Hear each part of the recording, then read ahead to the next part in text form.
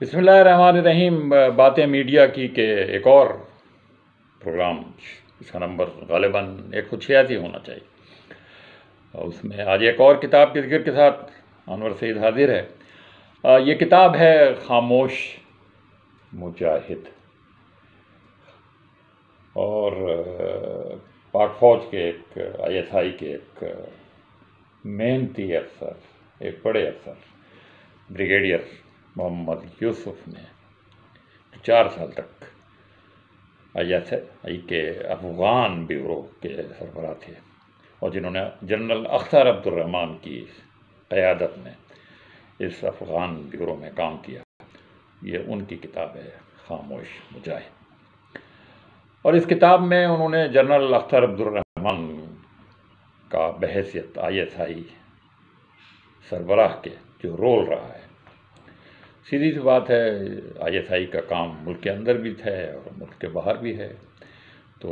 یہ وہ دونوں کام انہوں نے ایک طویل عرصے تک 8-10 سال تک یہ کام جنرل ضیاء الحق کے زمانے میں۔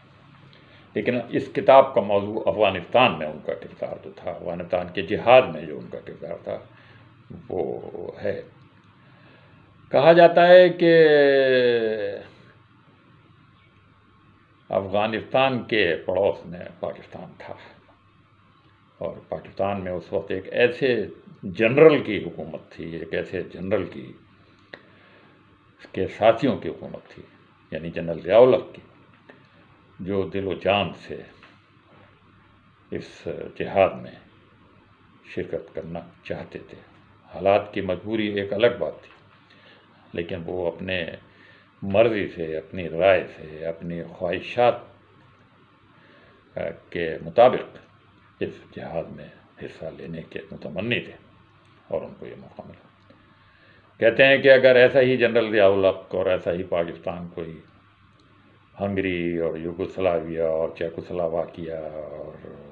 آسٹریا اور مشرقی جرمنی کے قریب ہوتا، تو یہ جنگ عظیم کے بعد جس طرح روس نے ان ملکوں پہ قبضہ کیا ہے، شاید وہ بھی اس کے لیے افغانستان ثابت ہوتے۔ لیکن وہاں ایسا کوئی جنرل ضیاء الحق نہیں تھا، ایسی کوئی افغان قوم نہیں تھی، ایسا کوئی پاکستان۔ بہرحال اب یہ جنرل اختر کے بارے میں تو بہت ساری باتیں کہی جاتی ہیں، لیکن بہرحال وہ شخصیت ہیں، وہ اصل شخصیت ہیں جنہوں نے اس پورے جہاد کو، روس کے خلاف جو جہاد تھا جنرل ضیاء الحق کے زمانے میں، اس کے پس پردہ جو حکمت کار تھے، جو ان کی ہر بات پر نظر رکھنے والے۔ دوسری جنگ عظیم کے بعد کہتے ہیں کہ روس جیسی طاقت سے اگر ٹکر لی ہے تو وہ اسی جنرل نے اور اسی پاکستان میں۔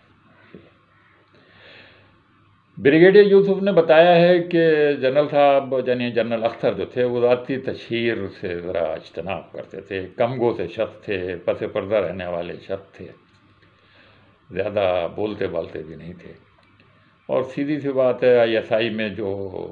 جنرل ہوتا ہے یا جو اس سے کم رینک کے لوگ جو ہوتے ہیں، ان کے جو ساتھی ہوتے ہیں فوج کے اندر، وہ بھی انہیں کوئی اچھی شک و شبے کی نظر سے دیکھتے ہیں، چونکہ وہ ان پہ بھی نظر رکھ رہے ہوتے ہیں، ان کی سرگرمیوں کو بھی مانیٹر کر رہے ہوتے ہیں۔ تو ان کے بارے میں مشہور ہے کہ وہ ذرا تند اور تلخ مزاج رکھتے تھے، اور اپنے ماتحتوں کو تو کم سے کم سختی سے پیش آتے تھے، اپنے افسروں سے پتہ نہیں آتے ہوں گے یا نہیں۔ تو بہرحال جنرل اختر کے بارے میں انہوں نے بتایا ہے کہ اس ساری جنگ کے پیچھے ان کی حکمت عملی تھی، ان کی منصوبہ بندی تھی، اور ان کے تحت ہی اس کتاب کے مصنف بریگیڈیئر یوسف نے جو کام کیا اس کتاب میں اس کا وہ لکھتے ہیں کہ ابتدا میں امریکی بھی اس ساری جنگ کو، اس سارے جہاد کو اور اس میں کامیابی کو ایک ناممکن تصور کرتے تھے، لیکن 5-6 مہینے کے بعد ہے نا انہیں یہ اندازہ ہو گیا کہ اس میں کامیابی کے بھی امکانات ہیں۔ وہ اس کتاب میں بتاتے ہیں کہ امریکیوں نے بہت کوشش کی کہ وہ اس ساری جنگ کو، اس سارے جہاد کو اپنے کنٹرول میں لے لیں،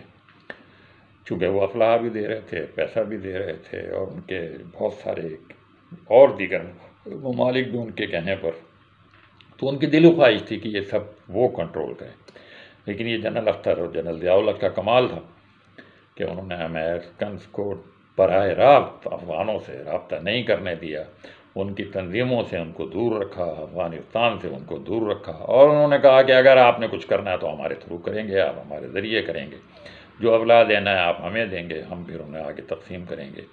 ہم ان کی تنظیموں میں اتحاد کروائیں گے، ان کو اکٹھا کریں گے، ان کو لڑوائیں گے،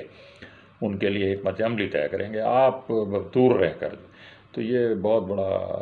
زمانے کا یہ کارنامہ شمار ہو سکتا ہے کہ امریکہ جیسی طاقت کو، جو صرف اپنے مفاد کے لیے ہر جگہ لڑائی جھگڑا بھی کرتا ہے، امداد بھی دیتا ہے، اسلحہ بھی دیتا ہے، یہ کام کرنے پر انہوں نے امریکہ کو مجبور کیا، اور یہی ہوا کہ امریکہ طاق میں لگا ہوا تھا کہ کوئی ایسا موقع ہاتھ لگے کہ وہ اس کے ذریعے جو ہے وہ ان دونوں حضرات کو فارغ کر سکے، پاکستان کو اس معاملے سے علیحدہ کر سکے، کیونکہ اس کا مقصد افغانیوں کو آزاد کرانا نہیں تھا، اس کا مقصد تو روس کو شکست دینا تھا، اپنے ایک بڑے مخالف کو، جو زمانے میں دو بڑے بلاک تھے، اس ایک بلاک کو ختم کرنا تھا۔ بہرحال وہ سب کے نتیجے میں جو کچھ ہوا وہ آپ کو پتہ ہے۔ کتاب میں جو ذکر ہے وہ اس گوریلا جنگ کا ذکر ہے جو اتنے برسوں تک لڑی گئی، اور کن کن ملکوں نے اس میں ہمیں پاکستان کو، یعنی پاکستان کے ذریعے افغانوں کی مدد کی، ہتھیار دیے، پیسے دیے، اس میں چین بھی ہے، اس میں سعودی عرب بھی ہے، اور دیگر ممالک بھی ہیں، نجی تنظیمیں بھی ہیں، نجی بڑے بڑے لیڈر بھی ہیں، بڑے بڑے مخیر حضرات بھی ہیں، ان سب نے جو ہے وہ اس کام میں مدد کی، اور جو کچھ ہوا وہ آپ کے سامنے ہے۔ لیکن چونکہ آخری وقت میں وہ جنرل ضیاء الحق کو اور جنرل اختر عبد الرحمن دونوں کو اس دنیا سے ہٹانے میں، غائب کرنے میں کامیاب ہو گئے،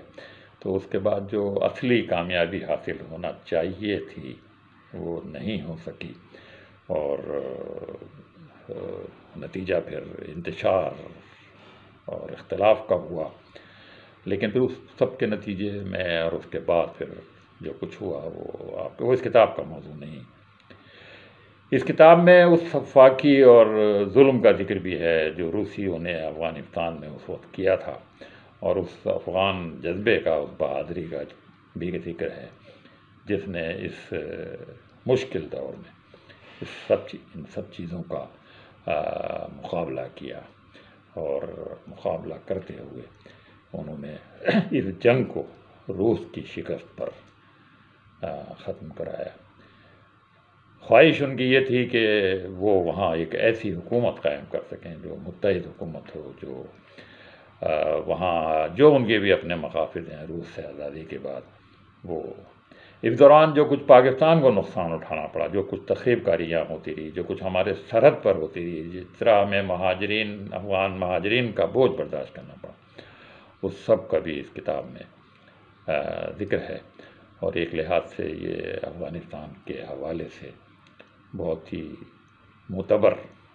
اور اچھی کتاب، معتبر ان معنوں میں کہ خود جو لوگ اس ساری چیز میں شریک تھے وہ انہوں نے اس کتاب میں مختصراً ان باتوں کا ذکر کیا ہے۔ تو خاموش مجاہد نامی یہ کتاب ہے بریگیڈیئر محمد یوسف کی، ان کی اور کتابیں بھی ہیں، شکست روس ان کی بہت بڑی کتاب ہے، انگریزی میں ہے وہ دا بیئر ٹریپ، یعنی روسی ریچھ کو کس طریقے سے ٹریپ کیا گیا، اور اس کا اردو میں ترجمہ، اور کتاب اردو میں جو چھپی ہے وہ شکست روس کے نام سے چھپی ہے، اور یہ کتاب سائلنٹ سولجر کے نام پر چھپی ہے، انگریزی میں دا سائلنٹ سولجر، اور اردو میں پھر اس کا ترجمہ خاموش مجاہد کے۔ انور سعید کو بھی اجازت دیجیے، اللہ حافظ۔